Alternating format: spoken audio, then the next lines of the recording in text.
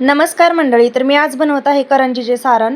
त्यासाठी गॅसवर कढई गरम करून त्यात थोडेसे तूप लावले, नंतर त्यात खोबऱ्याचा किस टाकला, व्यवस्थित मंद आचेवर गरम करून घेतला, फक्त गरम केला। त्यानंतर कढईत अर्धी वाटी तूप टाकून रवा भाजायला घेतला।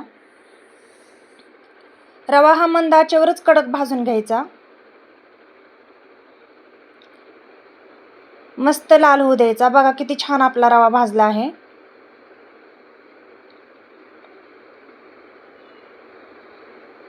त्यानंतर थोडेसे तूप टाकून त्यात टाकायचे बदाम,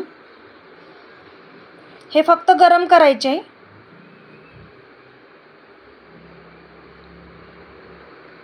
त्यानंतर टाकायचे काजू, काजू पण गरम करायचे।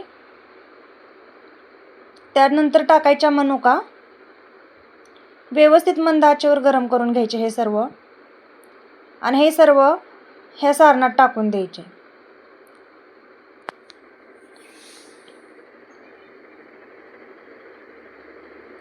नंतर टाकली इलायची पावडर, तर हे सगळं मिक्स करून घ्यायचं।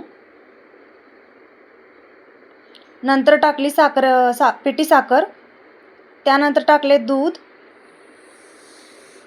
तर हे सर्व परत मिक्स करायचे।